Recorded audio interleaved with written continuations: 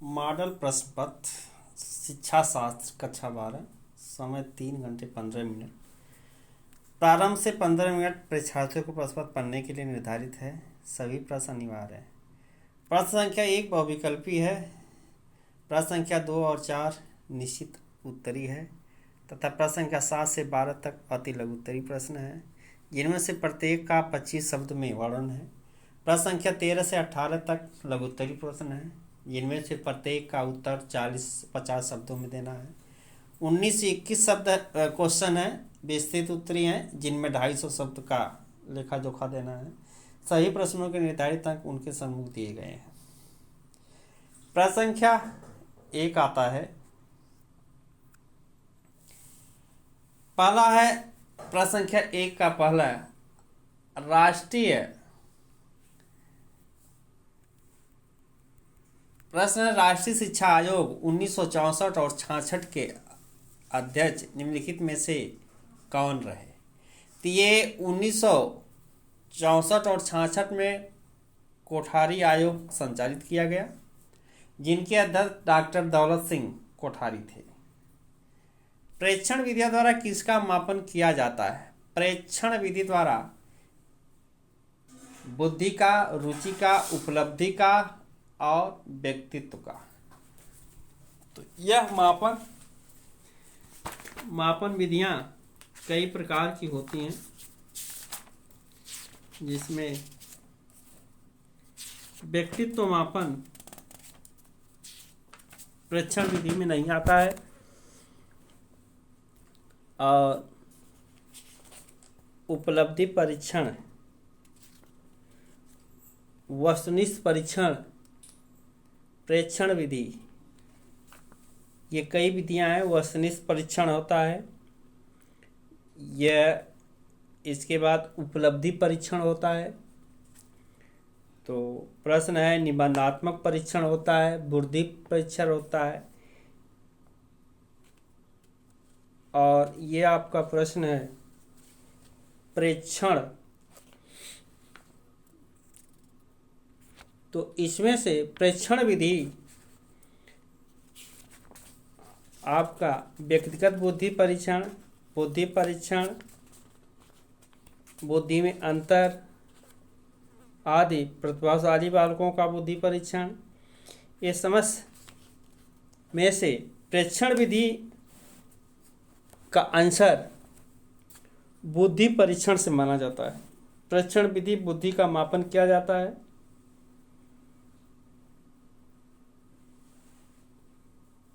जिसमें मानसिक बुद्धि परीक्षण माना जाता है। इनके बाद आता है मिड डे कब संचालित किया गया। तो मिड डे 2009 को आयोग गठित हुआ और इसी में संचालित किया गया। बौद्धकालीन शिक्षा का किस संस्करण से होता है। इनका संस्करण आपका उप संपदा संस्करण से माना जाता है। निम्नलिखित में कौन जन्मजात अभिप्रेरणा का उदाहरण है। इनका उदाहरण भूख और प्यास मानी जाती है, जो अभिप्रेरणा होती है। अगला है भारत निश्चित उत्तरी प्रश्न है, जिसमें भारत में अंग्रेजी शिक्षा का महाधिकार पत्र किसे कहा जाता है। तो इसमें भारत में लॉर्ड मैकाले को भारतीय शिक्षा का महाधिकार पत्र इसी को माना जाता है। थानाई द्वारा प्रतिपादित सीखने के नियम में किसी एक का नामोल्लेख कीजिए। तो इसमें सूझ बूझ का सिद्धांत थानाई द्वारा प्रतिपादित किया गया है। केंद्रीकृत सलाहकार परिषद का पुनर्गठन कब किया गया। ये 1948 से 52 के बीच में किया गया। रुचि रुचि के दो प्रकार, पहला जन्मजात रुचि और दूसरा अर्जित रुचि। दो प्रकार की रुचियां होती हैं, एक जो जन्मजात से होती है और दूसरा अर्जित करके रुचि। हमारे देश ने पर्यावरण सुरक्षा अधिनियम कब पारित किया? तो 5 जून को मनाया जाता है पर्यावरण दिवस।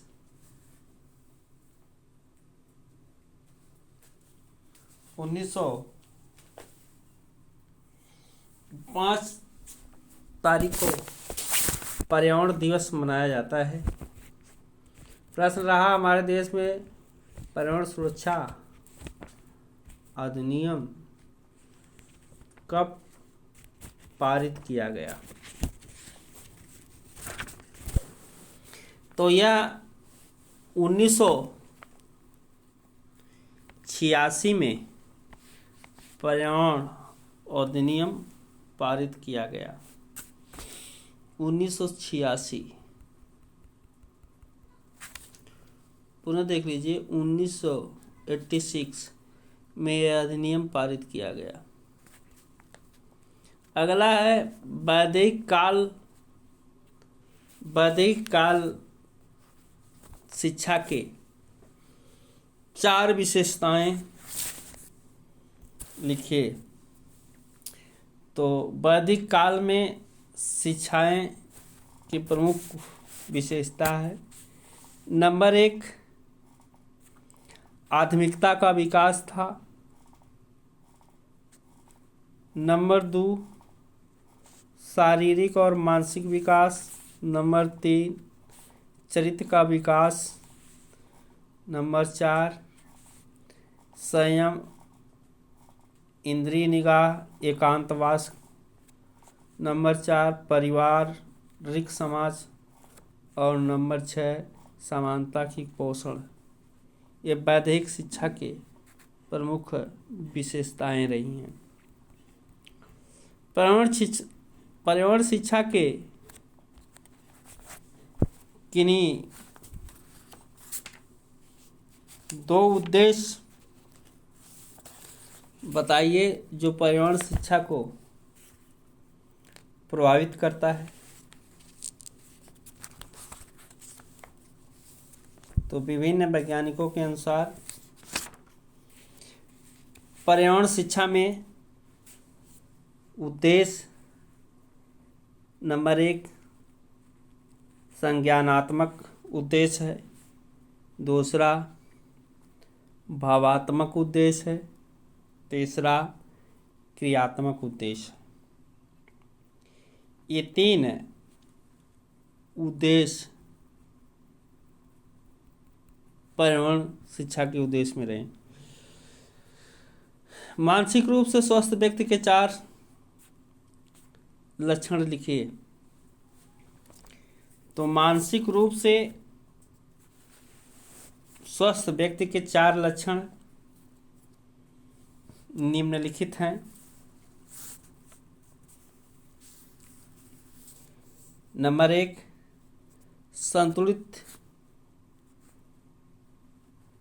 संतुलित व्यक्तित्व का विकास, नंबर 2 सुसमयोजित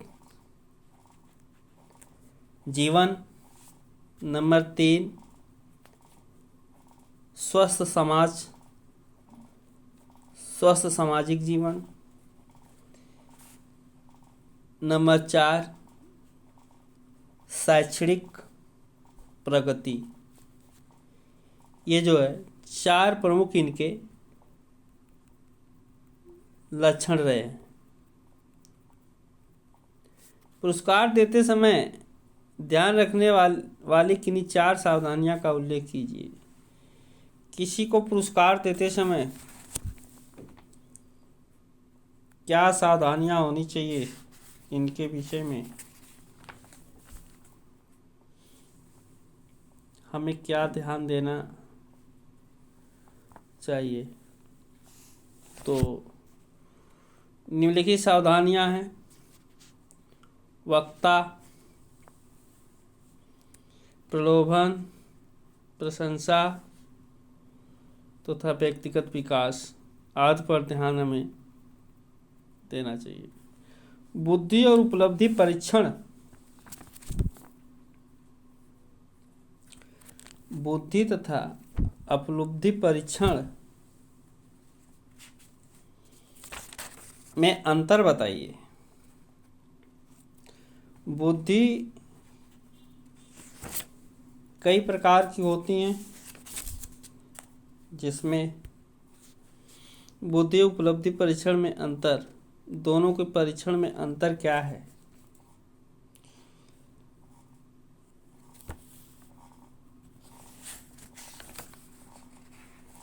उपलब्धि का प्रमुख कारण होता है मौखिक परीक्षण, क्रियात्मक परीक्षण, निबंधात्मक परीक्षण, वस्तुनिष्ठ परीक्षण। ये उपलब्धि परीक्षण के कारक हैं, जबकि बुद्धि परीक्षण के निम्न कारक माने जाते हैं। ये कारक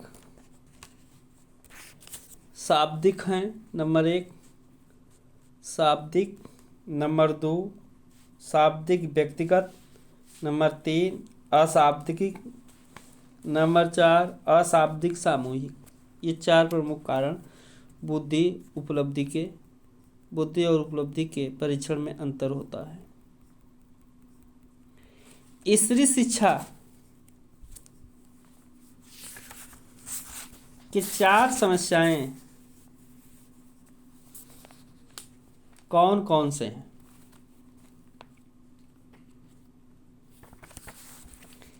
तो भारत में स्त्री शिक्षाएं की निम्नलिखित कुरीतियां थी। नंबर 1, 12 क्वेश्चन है। सामाजिक कुप्रथा थी। कुप्रथा जनसाधारण, नंबर 2 जनसाधारण शिक्षा का अभाव, नंबर 3 निर्धनता अर्थात पिछड़ेपन, चौथा संकीर्ण दृष्टिकोण। ये 4 प्रमुख कारक तो बहुत हैं। सरकार की उदासीनता, दोषपूर्ण शैक्षिक प्रशासन, पाठ का उपयुक्त न होना, शिक्षा में अपव्यय आदि प्रमुख कारण है। लेकिन पूछा गया 4 ही, तो 4 में सामाजिक कुप्रथा, जनसाधारण शिक्षा का अभाव, पिछड़ेपन और निर्धनता तथा शिक्षा का अपव्यय आदि ये प्रमुख कारण के कारण जो है स्त्री शिक्षा में सुधार नहीं हो सका। लघुत्तरी क्वेश्चन है, समाज में प्रौढ़ शिक्षा के उद्देश्य पर प्रकाश डालिए। वैदेहिक शिक्षा और प्रौढ़ शिक्षा, प्राचीन काल शिक्षा, गुरुकुल शिक्षा। तो ये विभिन्न शिक्षाएं हैं, जिसमें हमें प्रौढ़ शिक्षा के विषय में व्याख्या देना है। भारत में मध्यकालीन, मुस्लिम कालीन, प्राचीन कालीन आदि शिक्षाएं व्यवस्थाएं लागू हैं। ब्रिटिश कालीन शिक्षाएं भी थी। इस तरह से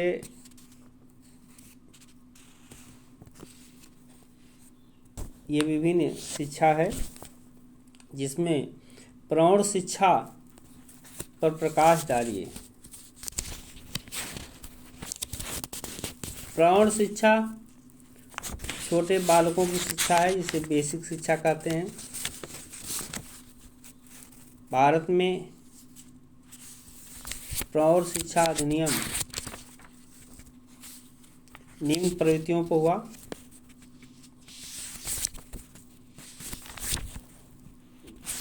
यह शिक्षा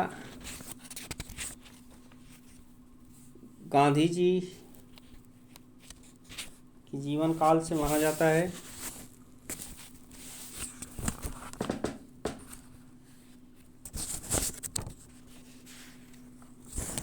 वैदिक काल प्रौढ़ संपूर्ण साक्षरता, इसके निम्नलिखित पॉइंटें हैं। संपूर्ण व्यक्तित्व का विकास, प्रौढ़ शिक्षा का प्रचार, चरित्र का निर्माण, निर्वाण की प्राप्ति, व्यावसायिक प्रयोग विधि, ये आदि प्रमुख कारण हैं।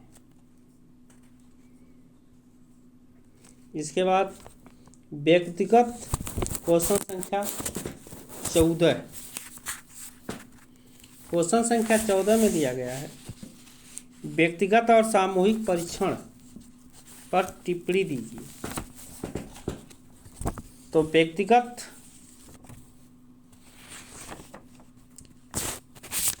में व्यक्तिगत सामूहिक बुद्धि परीक्षण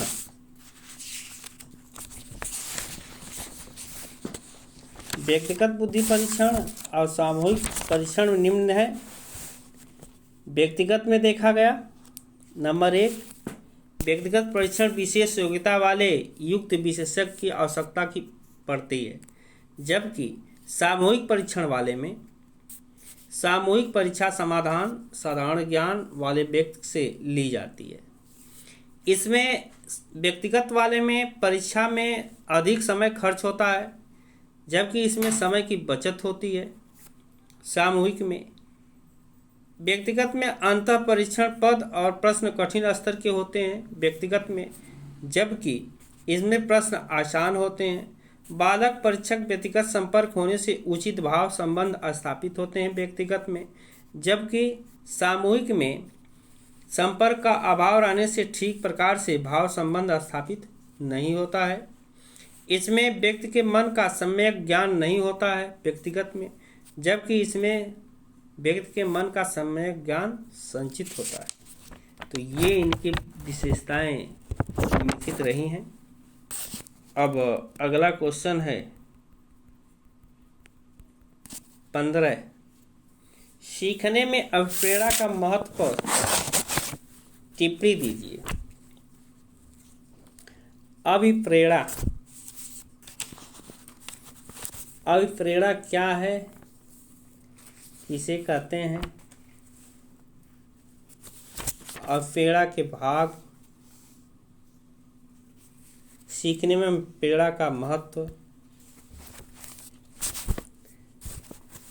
सीखने में प्रेरणा का महत्वपूर्ण स्थान रहा। सीखने में उन्नति लाने के दृष्टि से उसे प्रेरणा युक्त प्रयोजन बना देना चाहिए। प्रेरणा युक्त व्यवहार उत्साह के कारण सीखने की प्रक्रिया को तीव्र कर देता है, अतः प्रेरणा से सीखने की गति में तीव्रता आती है। प्रेरणा का संबंध सीखने की प्रक्रिया को त्वरित करने और उसे उद्देश्यपूर्ण प्रेरणा युक्त कर देना प्रमुख रूप है। अगला क्वेश्चन है, छिन्न सफाई के सिद्धांत पर वर्णन कीजिए। क्योंकि छिन्न छपाई का सिद्धांत सुझाव किसने दिया था? यह सिद्धांत लॉर्ड मैकाले ने यह सिद्धांत दिया था। लॉर्ड मैकाले द्वारा यह ब्रिटिश गवर्नमेंट में यह सिद्धांत का प्रतिपादन किया गया, जिसमें लॉर्ड मैकाले ने भारतीय शिक्षा में विवरण पत्र आदि व्यवस्था तटस्थ किया। यदि समाज के उच्च वर्ग को समुचित शिक्षा प्रदान की जाए तो उस स्थिति में शिक्षा सर्वसाधारण में शिक्षा ऊपर से छन्न छन्न कर पहुंचती है, बूंद बूंद करके भारतीय जीवन को हिमालय के लाभदायक शिक्षा नीचे बहे, जिससे यह कुछ समय में चौड़ी होकर विशाल धारा में परिवर्तित हो सके। सूक्ष्म मैदानों का सिंचन करने मैकाले ने निष्पन्न सिद्धांत के अनुसार सरकार का दायित्व केवल उच्च वर्ग को शिक्षित करना था। निम्न वर्ग स्वतः ही उच्च वर्ग के संपर्क में आकर शिक्षित हो जाएगा। एक छिन्न सिद्धांत का नियम यही प्रतिपादित करता है कि उच्च वर्ग के व्यक्तियों को प्रशिक्षित किया जाए तो यह छन कर हिमालय पर्वत की तरह छोटे कास्ट के व्यक्तियों को भी यह प्रशिक्षण मिल जाएगा। इनका प्रमुख है भूमिका ये रही। आता है प्रश्न आपदा। आपदा क्या है? प्रकृति में आपदा विभिन्न है जिनका वर्णन करना अनिश्चित है। आपदाएं 10 प्रकार की कम से कम हैं। इन आपदाओं में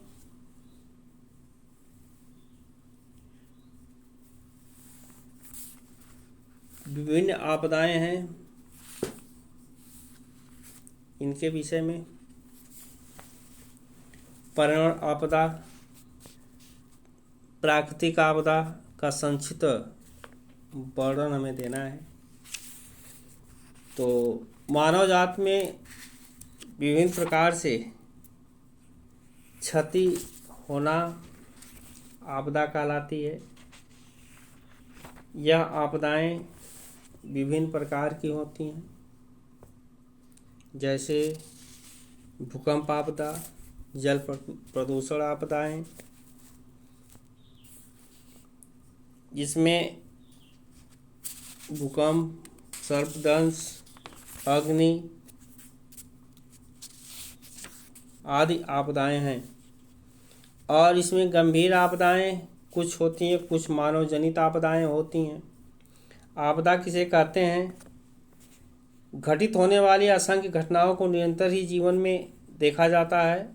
घटनाएं असंख्य प्रकार की होती हैं। कुछ घटनाएं सामान्य जीवन को प्रगति मार्ग पर असर डालती हैं, कुछ असर डालती हैं।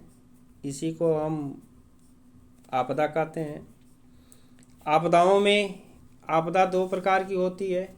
नंबर 1 प्राकृतिक और नंबर 2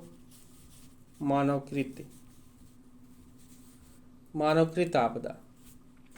प्राकृतिक आपदाएं जो प्राकृतिक द्वारा उत्पन्न होती हैं, जिसमें सामाजिक ढांचे और विभिन्न व्यवस्थाओं को गंभीर क्षति पहुंचती है। इससे मनुष्यों, जीव जंतुओं और जीवन समाप्त हो जाता है। ऐसी आपदाएं प्राकृतिक आपदा है, जिसमें भूकंप है, ज्वाला है, विस्फोट है, सुनामी लहरें हैं, बादल का फटना है, चक्रवाती तूफान है, बाढ़ है, हिम है, आदि ऐसी आपदाएं हैं जो प्राकृतिक द्वारा घटित होती हैं, जो मानव जीवन को त्रस्त करती हैं। तो ये आपदाएं हैं। जैसे बाढ़ आपदा है। बाढ़ क्यों आती है? बाढ़ आते समय क्या सावधानियां बरतनी चाहिए? कैसे भोज्य पदार्थ का लेना चाहिए? क्या उपाय करना चाहिए? तो ये प्राकृतिक आपदा है। भूकंप है। भूकंप से कैसे बचें? क्या सावधानियां बरतनी चाहिए? कैसे इसे रोका जा सकता है? इसी तरह सुनामी है, ओलावृष्टि है, आदि ये आपदाएं होती हैं जो प्राकृतिक के रूप में कही जाती हैं।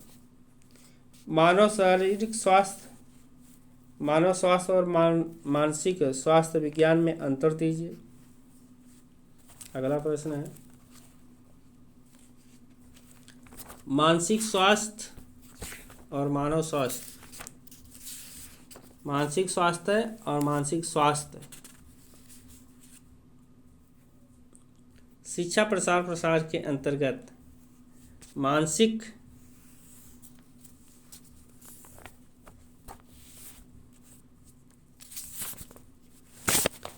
स्वास्थ्य और मानसिक स्वास्थ्य विज्ञान में अंतर स्पष्ट कीजिए।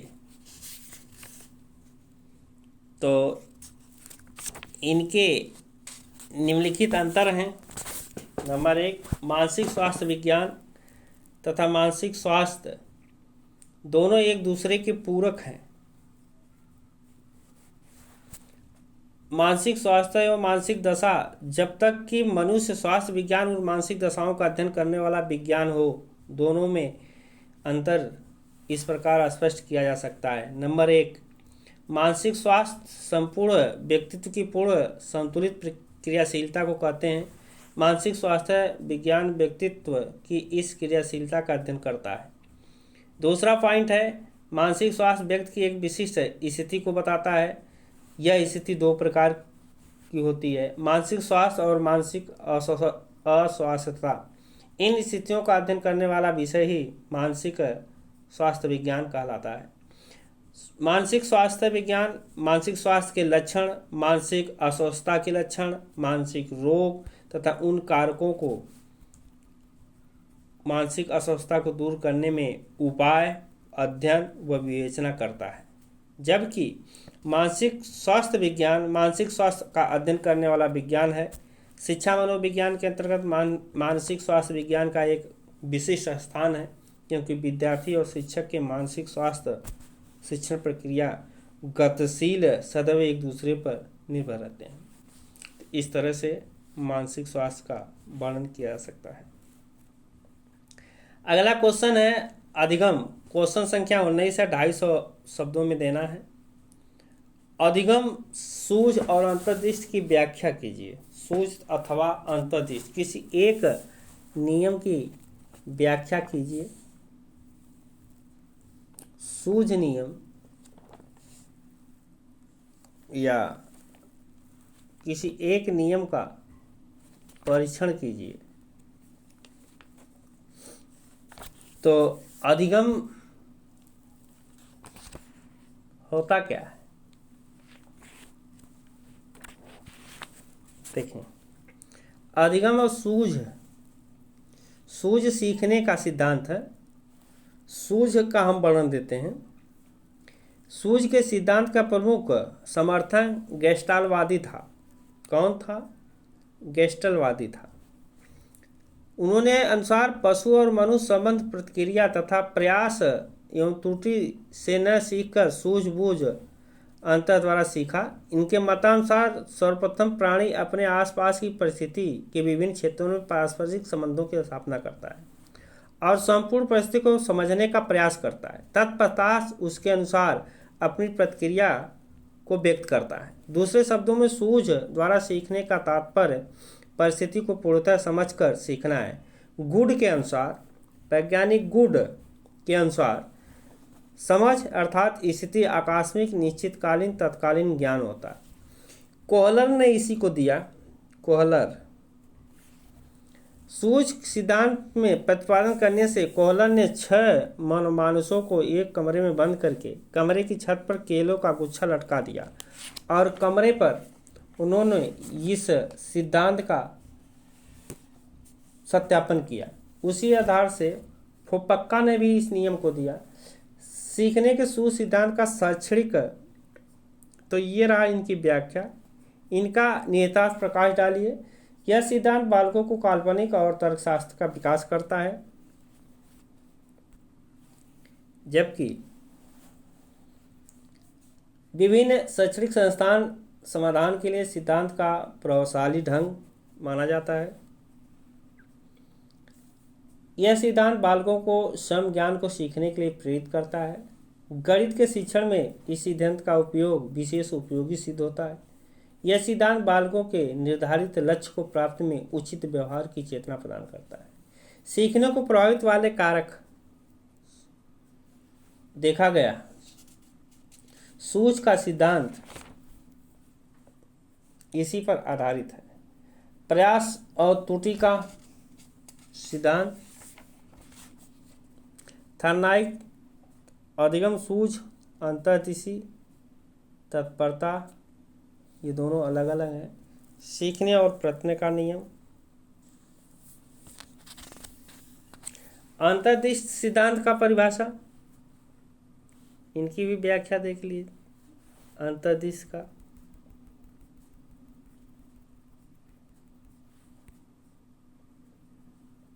अंतर्दृष्टि सिद्धांत, कोहलर ने गोस्टवाल मनोवैज्ञानिक के अनुसार प्राणी अपनी सूझ और अंतर्दृष्टि के द्वारा ही सीख पाता है और उसे सूझ के अभाव में वह जीवन में असफल रहता है। उद्दीप विकास की प्रक्रिया के अनुरूप अंतर्गत सूझ निम्न स्तर के प्राणियों में उच्च स्तर के प्राणियों की ओर वृद्धि करता है। जैसे चूहे, बिल्ली, कुत्ते की अपेक्षा वनमानुष भी इन सबसे ज़्यादा मनुष्यों में सूझ पाया गया है। चूहा बिल्ली के प्रति सूझ के कारण ही उच्च स्तर के प्राणी जटिल कार्य करने में समर्थ होते हैं। गैसवाल का कहना है कि सीखने की प्रक्रिया प्रयत्न और भूल प्रबंध प्रवर्तक के अनुसार न होकर सूझ द्वारा ही। कोहलन ने कहा कि सूझ अंतर्दृष्टि मनुष्य जैसे विकसित प्राणियों का प्रमुख लक्षण माना जाता है। वनमानुष चैंपिंजी ने भी सूझ की क्षमता को निहित किया। कोहलर फ्रोको के अनुसार हमारा सीखना सूझ का सिद्धांत इसी पर आधारित होता है। सीखने की लगभग सभी प्रक्रियाओं में सूझ ही आवश्यकता पड़ती है। इस सिद्धांत की प्रमुख विशेषता सीखने की प्रत्येक क्रिया को कुछ न कुछ उद्देश्य अवश्य होता है तथा सीखने के समस्त प्रयास सूझबूझ पर आधारित होता है। प्रत्येक बाधा आती है और इस बाधाओं से अवगत होकर उन्हें समझने की कोशिश भी करता है। उस परिस्थिति में अंगों के परस्पर संबंध स्थापित होते हैं। इस तरह से परिणाम स्वरूप व्यक्ति को जो व्यवहार सीखता है उसे सूझ या अंतर्दृष्टि सिद्धांत के नाम से जाना जाता है। अगला क्वेश्चन है, महात्मा गांधी के शैक्षिक विचारों का वर्णन कीजिए। महात्मा गांधी के शैक्षणिक विचार।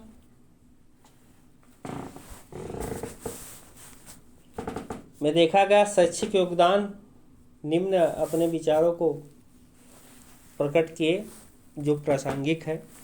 गांधी जी अपने शैक्षिक विचार उस समय प्रस्तुत किए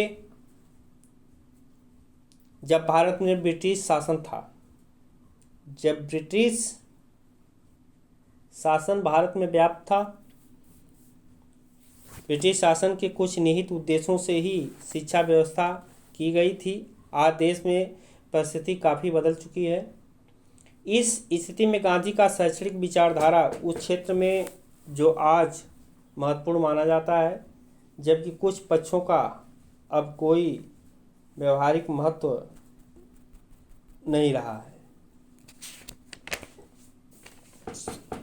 सर्वप्रथम अनिवार्य एवं निःशुल्क प्राथमिक शिक्षा की धारणा आज भी उतनी महत्वपूर्ण है जितने पहले थी। इसी प्रकार स्त्री शिक्षा, प्रौढ़ शिक्षा का प्रोत्साहन देने की बात भी समान रूप से महत्वपूर्ण मानी जाती है। गांधी जी आत्मानुशासन की धारणा भी हर किसी को मान्य है। शिक्षा के माध्यम से बालक के सर्वांगीण विकास के लिए मान्य उचित है। इससे भिन्न गांधी जी द्वारा हस्तकलाओं को दी जाने वाली अतिरिक्त मान्यता आज भी है। परिस्थितियों प्रासंगिक नहीं माना जाता है। बेसिक शिक्षा प्रणाली में शिक्षा के खर्च के लिए बालकों द्वारा निहित वस्तुओं की बिक्री की बात कही गई अव्यवहारिक और अप्रासंगिक है। इस प्रकार आज विज्ञान की शिक्षा की अत्यधिक सफलता है आवश्यकता है, जबकि गांधी जी विचारधारा में मान्यता नहीं थी। इस प्रकार स्पष्ट है कि वर्तमान शिक्षा व्यवस्था में गांधी जी के शैक्षणिक विचार एक सीमित रूप में ही प्रासंगिक रूप में निहित ही रह गया।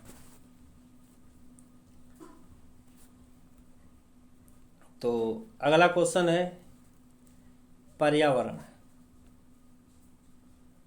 पर्यावरण अवधारणा स्पष्ट करते हुए पर्यावरण शिक्षा की आवश्यकता क्यों पड़ी और इसका महत्व क्यों है, इस पर प्रकाश डालिए।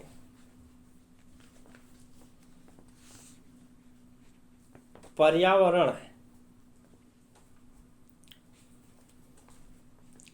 पर्यावरण शिक्षा का उद्देश्य अवधारणा और आवश्यकता क्यों पड़ी अर्थात महत्व क्या हो, पर्यावरण शिक्षा का महत्व क्या है, इसकी अवधारणाओं को स्पष्ट कीजिए। पर्यावरण शिक्षा एक ऐसी शिक्षा है जो पर्यावरण के माध्यम से पर्यावरण के संबंध में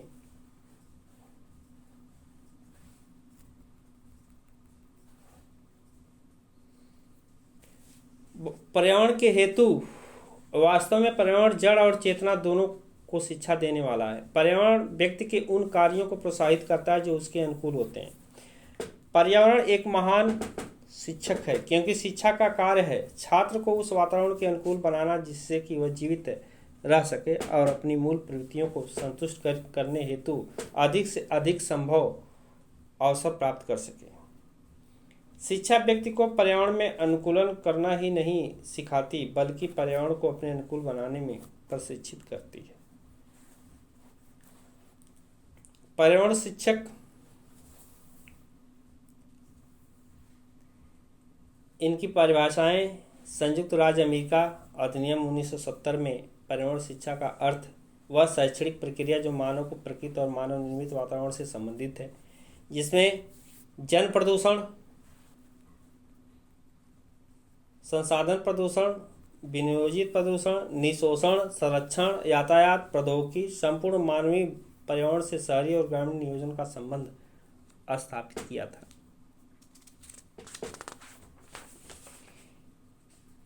एकनाइजो ऑफ रिसर्च के अनुसार पर्यावरण शिक्षा को प्रभावित करना सरल कार्य नहीं है, क्योंकि पर्यावरण शिक्षण अधिगम क्षेत्र के ही अभी तक सुनिश्चित नहीं हो पाया है,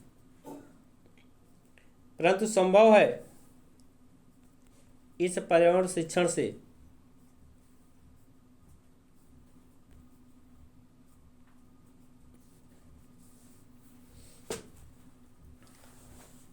क्योंकि पर्यावरण शिक्षा का अधिगम क्षेत्र से अभी तक सुनिश्चित नहीं हो पाया है, परंतु यह सर्वसम्मत से आवश्यक कि पर्यावरण शिक्षा विषय वस्तु अंतर प्रकृत है, जिसमें जीव विज्ञान, राजनीति शास्त्र विज्ञान, अर्थशास्त्र और समाजशास्त्र तथा लोकोपरिक विषय भी विषय सामग्री में सम्मिलित हैं। इस विचार से सभी सहमत हैं। पर्यावरण शिक्षा का संप्रदाय विधि सर्वश्रेष्ठ मानी जाती है। फिनिश नेशन कमीशन के अंतर्गत पर्यावरण शिक्षा संरक्षण के लक्ष्यों को लागू करने का एक तरीका है। यह विज्ञान की एक अलग शाखा मानी जाती है, क्योंकि पर्यावरण के अंतर्गत जीवन पर्यंत एकीकृत शिक्षा को सिद्धांत के रूप में लागू किया जाना चाहिए। चैपमैन टेलर के अनुसार पर्यावरण शिक्षा प्राय नागरिकता विकसित करने के लिए संपूर्ण पाठ्यक्रम को पर्यावरण मूल्यों समस्याओं पर केंद्रित करता है, जिससे कि अच्छी नागरिकता का विकास हो सके। अधिगमकर्ता पर्यावरण के संबंध में विज्ञ, प्रेरित और उत्तरदायित्व होता है। शिक्षा का महत्व, पर्यावरण शिक्षा का स्वरूप। पर्यावरण शिक्षा का माध्यम पर्यावरण, मनुष्य का पर्यावरण, प्रकृति, सांस्कृतिक, मानव निर्मित, सुंदर, शिक्षाप्रद एवं बच्चे चिड़ियों, तिलतिलाओं को देखकर आकर्षित होते हैं।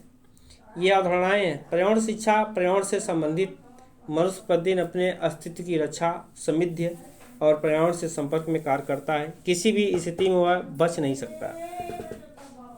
पर्यावरण से जन्म लेकर बच्चा परिवार के बाद पड़ोस, समुदाय आदि के संपर्क में आता है, उसके क्रियाकलापों में भाग लेता है।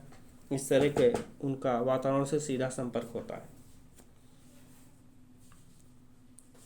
पर्यावरण शिक्षा का क्षेत्र पर्यावरण ही है। वर्तमान युग में पर्यावरण के क्षेत्र में क्रांति आई है। जनसंख्या विस्फोट, कारण परिवर्तन, विस्फोट, प्रौद्योगिकी का विकास, औद्योगिक फलस्वरूप वायु प्रदूषण, जल प्रदूषण, परिवहन प्रदूषण, ध्वनि प्रदूषण, समाज प्रदूषण, व्यक्तित्व प्रदूषण, शोर प्रदूषण आदि ऐसे प्रदूषण हैं जो मानव जीवन की शैलियाँ को प्रभावित करते चले जा रहे हैं।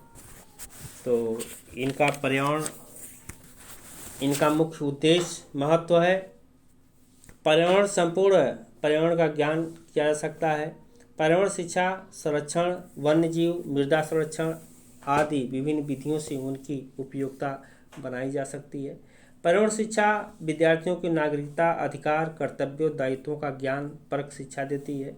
पर्यावरण जल, वायु, भूमि, मृदा, जनसंख्या आदि प्रदूषणों के कारण उनके नियंत्रण की विधियाँ संचालित की जाती है। पर्यावरण शिक्षा, भारतीय शिक्षा विद्यालय पर्यावरण को संतुलित बनाए रखना, नैतिकता, पर्यावरण को स्वस्थ बनाए रखना पर्यावरण शिक्षा का महत्व देता है। कहा जाता है कि पर्यावरण शिक्षा को विद्यालय पाठ्यक्रम में स्थान मिलना चाहिए, यह आज की युग की प्रथम मांग है। इनका उद्देश्य है संज्ञानात्मक उद्देश्य, भावात्मक उद्देश्य, क्रियात्मक उद्देश्य प्रमुख है।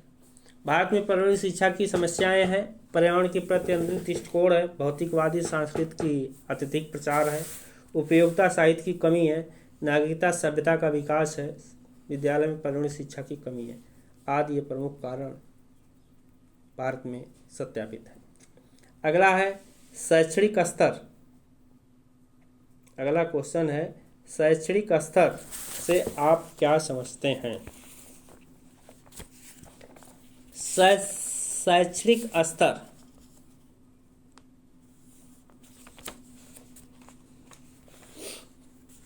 शैक्षणिक स्तर में शिक्षा का व्यापक रूप है। शिक्षा के प्रसार प्रसार में शैक्षणिक स्तर में गिरावट की कमियां निम्नलिखित शैक्षिक समस्याओं से आई है।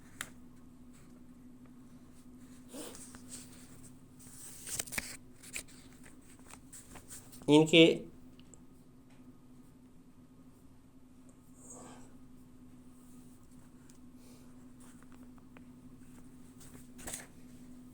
शैक्षणिक स्तर में पतन निम्न कारण है, इन्हें निम्न तरह से समाधान किया जा सकता है। नंबर 1, शैक्षणिक का अर्थ। शैक्षणिक स्तर से क्या समझते हैं, पहले अर्थ को समझिए। मनोवैज्ञानिक रूप से एक अवस्था विशेष प्रकार के बालकों के लिए पाठ्यक्रम निर्धारित करने को शैक्षणिक स्तर कहा जाता है।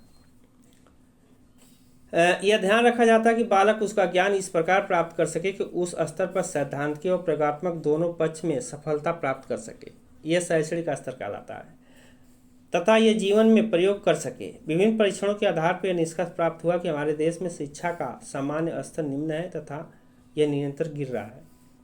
इनके गिरने के निम्न कारण हैं। निम्न कारण नंबर 1,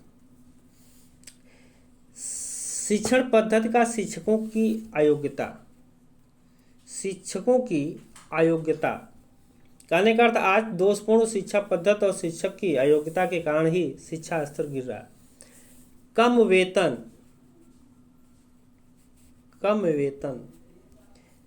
शैक्षणिक स्तर गिरने का एक प्रमुख कारण है कि अध्यापक को वेतन बहुत कम मिलता है और जिन्हें सुविधा कम भी मिलती है, और आर्थिक संकट से जूझते हुए कारण ट्यूशन करते हैं और अपनी कक्षा में अध्ययन के लिए उदासीन बने रहते हैं। शिक्षा संगठन में दोष।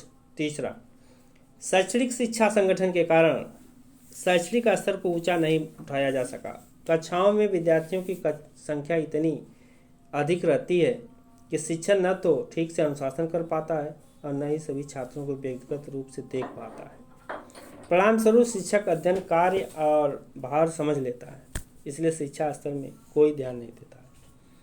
प्रतिबंध समितियां। चौथा, प्रबंध समिति अनुचित हस्तक्षेप है। प्रबंध समितियां शिक्षा संस्थानों के कार्य में अनुचित हस्तक्षेप व अध्यापकों का शोषण करती है, जिससे शिक्षक मानसिक अशांति से ग्रस्त होते हैं, जो कर्तव्यपरायणता कार्य नहीं करते हैं। पाठ्यक्रम निर्धारण में शिक्षक की अयोग्यता। दोषपूर्ण परीक्षा प्रणाली है।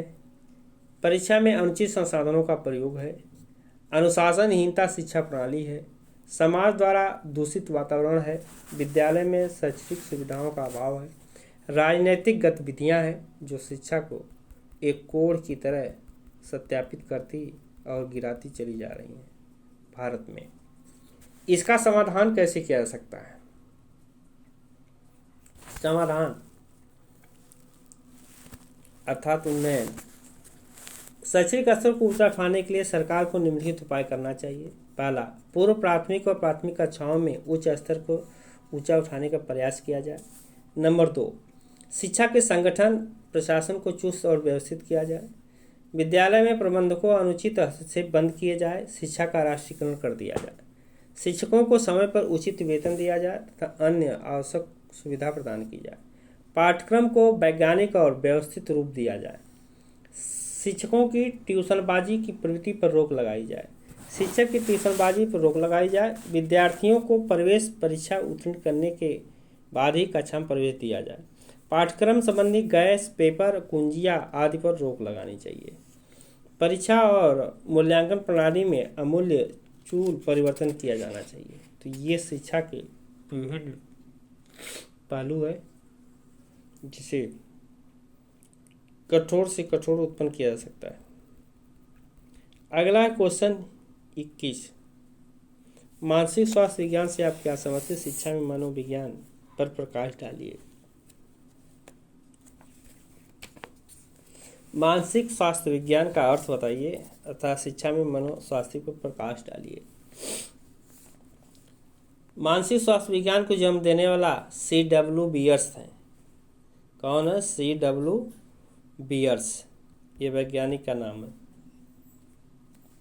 इन्होंने 1908 में प्रस्तुत प्रकाशित की, जिसमें मानसिक रोगों से ग्रस्त व्यक्तियों को दशा सुधारने के विषय में अनेक सिद्धांतों का प्रतिपादन किया। इस वर्ष मानसिक स्वास्थ्य विज्ञान समिति की स्थापना हुई। इस समय कुछ समय बाद इसी संबंध में एक राष्ट्रीय परिषद स्थापित की गई। धीरे धीरे संपूर्ण यूरोप में मानसिक स्वास्थ्य विज्ञान का प्रचार हुआ। 1930 में मानसिक स्वास्थ्य विज्ञान अंतर्राष्ट्रीय सम्मेलन वाशिंगटन में किया गया, अमेरिका में। कालांतर में विश्व में सभी प्रगतिशील देशों में मानसिक स्वास्थ्य विज्ञान का प्रचार प्रसार होने लगा। मानसिक स्वास्थ्य विज्ञान का शाब्दिक अर्थ है मन के रोगों को निदान करना। मन के रोगों का निदान करना अर्थात वह विज्ञान है जो मस्तिष्क को स्वस्थ बनाए रखता है। इस संबंध में मानसिक स्वास्थ्य विज्ञान वह विज्ञान है जो मानसिक स्वास्थ्य को बनाए रखने तथा मानसिक रोगों का निदान करने और नियंत्रण करने में प्रमुख भूमिका अदा करता है। संक्षेप में कहा जाता है कि मानसिक स्वास्थ्य विज्ञान वह विज्ञान है जो व्यक्ति के स्वास्थ्य की रक्षा करता है और उसके मानसिक रोगों से मुक्ति रखता है, तथा यदि व्यक्ति मानसिक रोग और संयोजन से दोषों से ग्रस्त हो जाता है तो उस कारण निदान करने में समुचित उपचार की व्यवस्था का प्रयास करता है। मानसिक स्वास्थ्य विज्ञान की प्रमुख परिभाषाएं निम्न है। ड्रेवर ने कहा था कि मानसिक स्वास्थ्य के नियमों का अनुसंधान है करना और सुरक्षा का उपाय करना। क्रोको ने कहा था कि मानसिक स्वास्थ्य विज्ञान वह विज्ञान है जो मानव कल्याण से संबंधित है, मानव संबंधी क्षेत्रों में प्रभावित होता है। मानसिक स्वास्थ्य विज्ञान व्यक्ति की मानसिक कठिनाइयों को दूर करने में सहायक होता है, रोज नायक ने कहा था। अब अगला क्वेश्चन है इसी पर, मानसिक स्वास्थ्य के महत्व पर प्रकाश डालिए।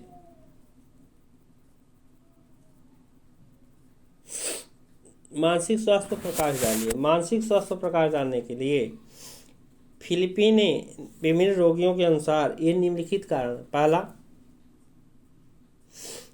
संतुलित व्यक्तित्व का विकास होना चाहिए। मानसिक स्वास्थ्य और विज्ञान हमारे व्यक्तित्व के साथ साथ मानसिक स्वास्थ्य पर प्रभाव होना चाहिए, जिसमें मानसिक स्वास्थ्य विज्ञान हमारे व्यक्तित्व के विभिन्न पक्षों शारीरिक, मानसिक, सामाजिक, संवेगात्मक आदि को संतुलित रूप से विकसित होने का अवसर प्रदान करें। मानसिक स्वास्थ्य विज्ञान की मदद से मानसिक संघर्ष कम होना चाहिए, भावनाओं ग्रंथियां नहीं पनपने चाहिए। सुयोजित जीवन, दूसरा पॉइंट है सुयोजित जीवन। सुयोजित जीवन मनुष्य का संतुलित व्यक्तित्व उसे संतुलित जीवित जीने में मदद होता है। इससे व्यक्ति को सम विषय परिस्थितियों के साथ अनुकूल परिस्थितियां करता है, जिससे संतुलित जीवन को अवसर मिलने का अर्थ होता है। सुखी और समायोजित स्वस्थ और समाज। स्वस्थ सामाजिक जीवन, व्यक्ति समाज की इकाई और व्यक्तियों के समूह में समाज बनता है। समाज के सभी व्यक्ति का संतुलित व्यक्तित्व तथा समायोजित जीवन। सामाजिक जीवन में सभ्य और मानवता के संतुलित समाज में सामाजिक विषमता पाई जाती है तथा संघर्ष नहीं होते। मानसिक स्वास्थ्य विज्ञान सामाजिक जीवन को स्वस्थ और सुंदर बनाता है। स्वस्थ पारिवारिक वातावरण तीसरी पॉइंट है। चौथी पॉइंट है स्वस्थ पारिवारिक वातावरण। स्वस्थ व्यक्ति के निर्माण में पारिवारिक संतुलन समायोजित होता है। शांति व्यवस्था, सुख में समृद्धि होती है। परिवार के सदस्य अपना प्रेम और सौहार्द व्यवहार से हर प्रकार के आनंद और स्वस्थ वातावरण का सृजन करते हैं। शिशु और समुचित पालन पोषण। प्रत्येक पारिवारिक सदस्य के सबको समान व्यवहार होना चाहिए तथा उसे व्यवहार के हर आनंद पूर्ण स्वस्थ वातावरण का सृजन होना चाहिए। शैक्षणिक प्रगति, इसमें देखा गया शैक्षणिक प्रगति में मानसिक स्वास्थ्य विज्ञान के नियम और सिद्धांत बालकों के स्वस्थ संज्ञानात्मक विकास में सहायता होता है। भावना ग्रंथियाँ और मानसिक संघर्ष से मुक्त रह करके पास पड़ोस तथा विद्यालय के समायोजन स्थापित कर सकते हैं। शिक्षा के मार्ग में बाधक मानसिक रोग ग्रंथियाँ हटाने से शैक्षणिक प्रगति संभव होती है। उपचारात्मक महत्व में मानसिक स्वास्थ्य विज्ञान मात्र स्वास्थ्य रहने और समायोजित जीवन व्यतीत करने संबंधी नियमों और सिद्धांतों को निर्धारित नहीं करता है, अपितु उनका उपचार लेकर मानव समाज की सेवा में उपस्थित होता है। रोकथाम और बचाव के संसाधन प्रयोग में लाने पर भी यदि कोई व्यक्ति मानसिक रोग से ग्रस्त हो तो मानसिक स्वास्थ्य विज्ञान उसे प्रारंभिक उपचार को व्यवस्थित करता है। व्यावसायिक सफलता के लिए व्यक्ति का जीवन संतुलित व समायोजित होना चाहिए। मानसिक स्वास्थ्य विज्ञान और संतुलित व्यक्ति सृजन करके व्यक्ति की व्यावसायिक क्षमता में वृद्धि होनी चाहिए। राष्ट्रीय मानवता भावना और संवेगिक एकता होनी चाहिए। विषमता और विघटनकारी प्रवृत्ति के प्रभाव से वर्तमान परिस्थितियों में हमारा राष्ट्र संप्रदाय, भाषावाद, जातिवाद, क्षेत्रवाद आदि से दूषित होता जा रहा है, विभिन्न विचारधाराओं से जूझ रहा है। ऐसे में राष्ट्रीय एकता भंग होती है तथा देश की शक्ति कमजोर पड़ती है। इससे बचाव के लिए देश के नागरिक संवेगात्मक एकता का संचार करना होगा। यह वह कार्य है मानसिक स्वास्थ्य विज्ञान सक्रियता के प्रभाव में होनी चाहिए।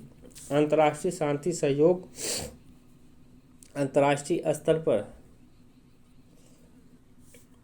अंतर्राष्ट्रीय शांति के लिए दुनिया के सभी देशों में नेतागण, चिंतक, विचारक, समाज सुधारक, नागरिक संतुलन और समायोजित व्यक्तित्व वाले हो।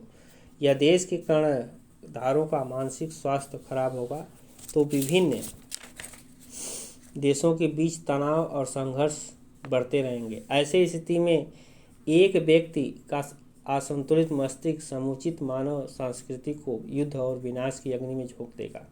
उसे असंतुलित मस्तिष्क के उपचार का दायित्व मानसिक स्वास्थ्य विज्ञान पर है। इससे विश्व स्तर पर उन्होंने तनाव और संघर्ष समाप्त होगा।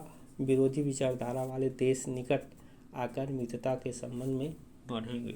तो इसलिए मानसिक स्वास्थ्य के विभिन्न लक्षण ये सत्यापित होते हैं।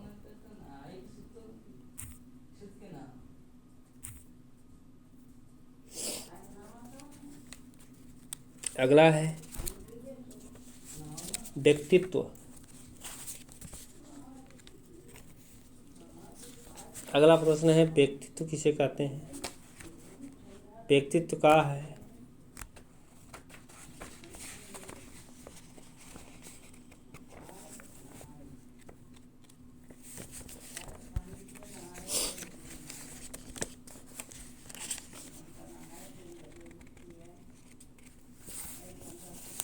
व्यक्तित्व का अर्थ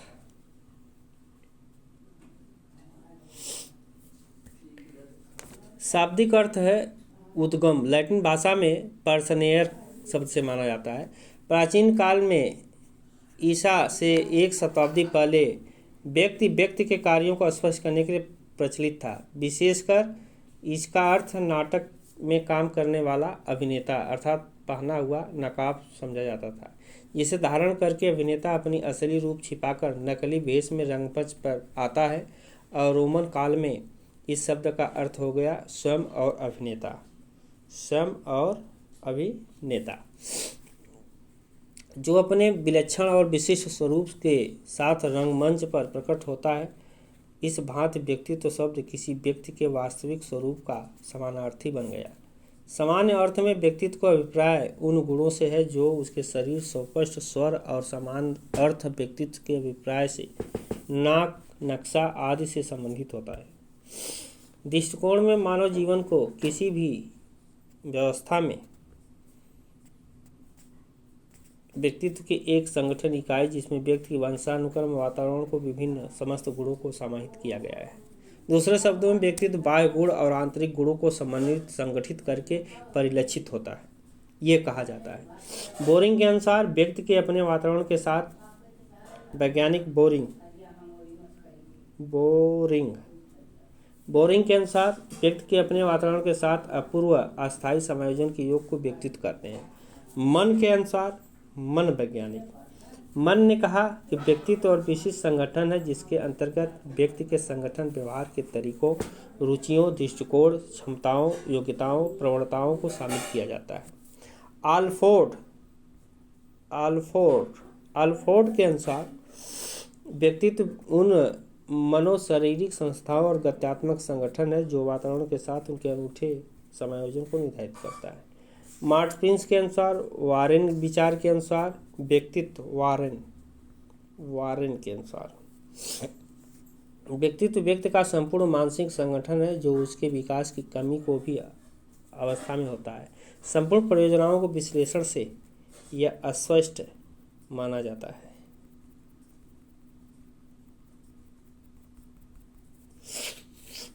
उपयुक्त परिभाषा से स्पष्ट है कि व्यक्ति एक मनोप्राणिक प्राणी है। वह अपने वातावरण को समायोजित करके निज व्यवहार का निर्माण करता है। शारीरिक मानसिक व्यवहार में जुड़कर संगठित रूप से दिखाई पड़ता है, जिसे संगठन व्यक्तित्व की विशेषता है। प्रत्येक व्यक्ति का व्यक्तित्व स्वयं में ही विशिष्ट होता है। व्यक्ति को प्रभावित करने कारक इनके निम्नलिखित कारक है। नंबर 1, व्यक्तित्व को प्रभावित करने वाले नंबर 1 आनुवंशिक कारक है। दूसरा पर्यावरण है, जिसमें कारकों को गुण सम्मिलित किया जाता है जो माता पिता के में प्राप्त होता है। इस प्रकार के प्रमुख गुण है शरीर का आकार, बनावट, रंग, रूप, शरीर में पाए जाने वाले विभिन्न नलिका विहीन ग्रंथियां तथा उसमें होने वाले बाल स्राव व्यक्तित्व को प्रभावित करते हैं। इनके अतिरिक्त वातावरण का भी व्यक्तित्व पर गंभीर प्रभाव है। वातावरण के अंतर्गत रूपरेखा, परिवार, विद्यालय, समाज प्रभाव व्यक्तित्व का निर्माण विकास में महत्वपूर्ण भूमिका निभाते हैं। इस तरह से आनुवंशिक और 2 प्रमुख कारक हैं जो मानव जीवन को प्रभावित करते हैं। इसी तरह व्यक्तित्व अस्पष्ट और आत्मनिष्ठ विधियां भी हैं, जिसमें व्यक्तित्व परीक्षण में निम्नलिखित विधियां भी मानी जाती हैं। इन विधियों को देख लीजिए। पहला है प्रश्नावली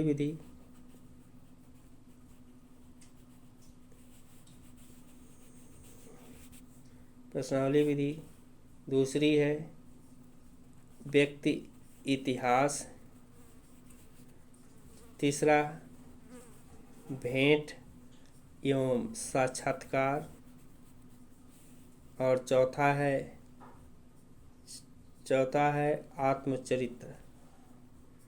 चरित्र विधि। ये विभिन्न विधियां हैं जिनकी मापी जाती हैं। व्यक्तिगत परीक्षण के साथ साथ व्यक्तित्व परीक्षण की दिशा में उपयोगिता की व्याख्या देखी जाए। उपयोगिता